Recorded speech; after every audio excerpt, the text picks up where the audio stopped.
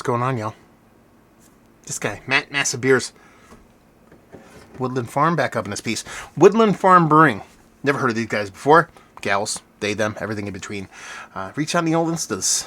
Said, hey, we want to send beer. I said, I would like the beer. They sent the beer. I have the beer. Got a lot of big beers here. Did a collab review with Kyle from My Beer Reviews. That'll be up in a couple days before you see this, so go back and watch that one. And they sent me a bunch of barley wines and a bunch of this, that, and the other thing. Now, this is a English-style barley wine. It's called Bourbon LB Lives. Give you a little bit of that before we dive in. This is their oldest thing they sent me. They sent me a bunch of 2021 beers. This is 2020. And it's Bourbon LB Lives. It says, after spending 12 months in bourbon barrels from Black Button Distilling, this English-style barley wine balances aged malt flavor with vanilla, oak, and bourbon. Yeah, there you go. Oneida, New York, they're out of, so upstate New York, kind of like between Albany. I don't know why I say Albany, it's Albany, but I say Albany because I'm a jerk. It's like, you know how you say caramel and caramel? Or pecan and pecan, right? And then one's bad and one's good. I sometimes I forget which one's bad, and I don't know which one's which. Anyway, between Albany and Syracuse, that's where these guys are located. 2020. So you're talking about a 2-year-old English barley wine, spent a year in barrels. They are doing the Lord's work up there at Woodland Farm Brew. They sent off a big whole batch pile. Where's my bottle openers? I know I have 40,000 bottle openers, but where they go, nobody knows. And they sent me off a bunch of big stuff. The stuff that I did with Kyle was a mixed culture beer, which was, spoiler alert, go back and watch it, quite delicious. Oh, actually, do I have that on the peak? I forgot I started putting my... Everything's breaking. Why are you breaking?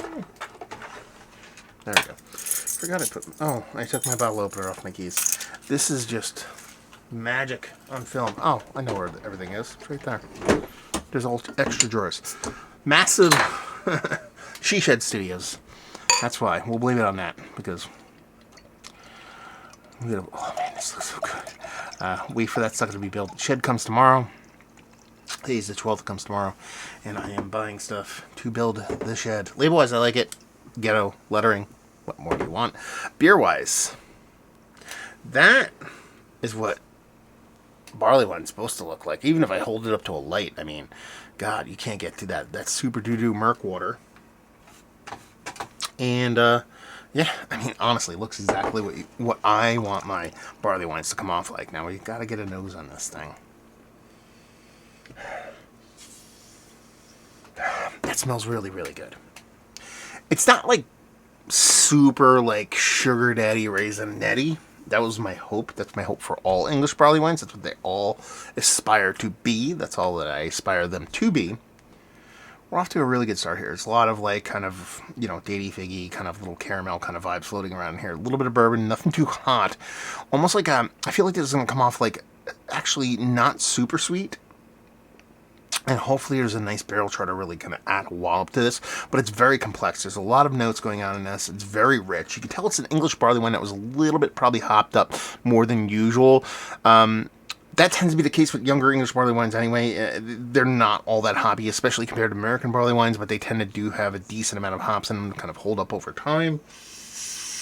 But it is that chocolate caramel datey figgy barrel char-y thing. Every huff gets a little bit more sexy.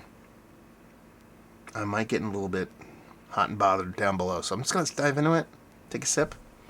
Cheers.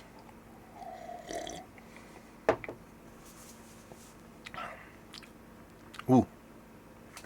That's a lot of bourbon. That's good.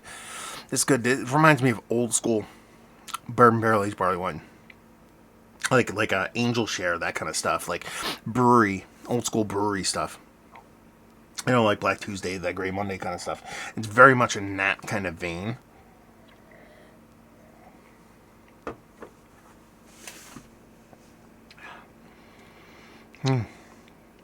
It's thin. That's probably the biggest thing I'd probably knock it for. Is it does, not that you're expecting this like overly super lush, super dense mouthfeel when it comes to an English barley wine. you know, you want something just a little bit bigger than this, but it's not thin. It's thinner. I should probably say that. There's a little tartness to it. I can attribute that to just a bourbon thing. I don't think it's like a sour thing. I don't think it's turning sideways. At 2 years old, it would already kind of gone by the wayside if there was something nefarious going on here. But so I kind of like it, almost like a tart maraschino cherry kind of thing, like a red fruit tartness inside of all that going on. I'm sure that's just a product of the bourbon. I'm guessing at this point, maybe that was a characteristic of this specific bourbon that I'm not familiar with.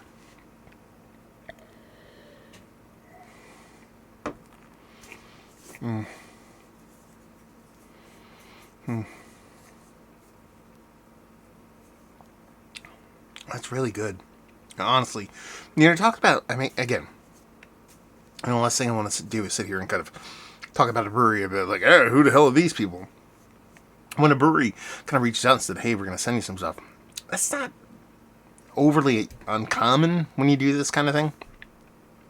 But for them not to be super far away, me never hearing them, and then just throwing just barrel-aged heat at you is kind of super fun. It just lets you know that, you know, as much as you think you know, and much as you explore this universe when it comes to beer, there's always great stuff to be found out there. And honestly, I'm about halfway through the beers that I sent off. I did a side-by-side of the golden barley wines.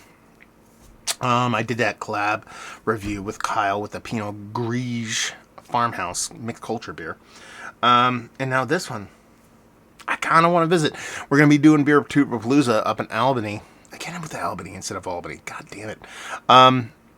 And I was like, oh man, maybe they're close enough to pop in while I'm up there. No, not really. 2 hours away. But man, kind of need a trip. Go up there. Kind of like Rock Proper. We're getting towards Rock Proper, so I'll have to just make a trip. Go up there, hang out. Not stay for long if they're going to be ripping bottles of barley wine and stuff like that. But yeah, I dig this. I think it's quite nice. It has a lot of the DNA of the beers that I kind of mentioned previously. You know, the Angel Share really does come to mind. Some of the old brewery stuff. So there's this rich kind of chocolate character to it. In a barley wine, keep that in mind. We're not talking about a stout here that has this powdery chocolate thing. I think that's inherent to Angel Share and a lot of the old brewery old ales that they used to do. They probably still do. I just don't drink them anymore. I don't see them anymore. And it comes off as just like powdery chocolate, like rich caramel, datey figginess. So it's almost like a barley wine blend with a stout, something along those lines. Very much kind of reminiscent of some of the stuff that Jackie O's have done with some of their kind of blends and stuff like that. And it just, the bourbon, while big and purposeful and probably the biggest impact in a clubhouse here, makes sense in the beer. It's like, it's bourbony, it's big, but it's also, you know, a huge ABV. I don't know if they give 12% ABV. Bourbon barrel aged barley wine, it's supposed to be big, it's supposed to be aggressive. So, yeah, I think it's quite tasty. Listen to me. Is it, you know, a Rev beer, like that kind of stuff? Like, is it as good as some of the best bourbon barrel aged barley wines I've ever had? Kunin, Revolution, stuff like that. It would be eked out of the Mount Rushmore if we kind of held it up to that.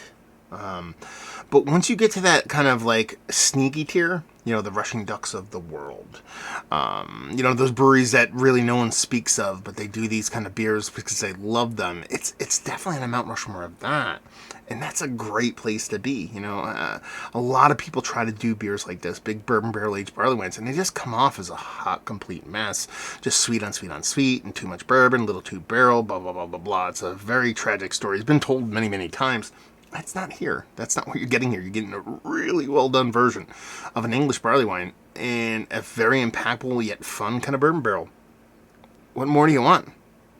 Pretty tasty stuff. You don't mind saying. I don't know. Words are hard. I don't review a lot anymore. Herky jerky. That's what we do now. So there you go. Is it one of the better bourbon barrel aged barley wines I've had? As of late, yes. Is it Mount Rushmore status of all time? No, but as of late, yes. But it's deserving of being up there. It's delicious. I would buy it AF. And just say, let me know your thoughts. Woodland Farm Brewing. Have you had this beer? Have you had some of their beers? Have you had their barrel aged beers? Have you been to the brewery? I want to know these things down there. Let's talk about it. Hopefully, you guys enjoyed the review. Hopefully, enjoying one of these right now. Cheers, y'all.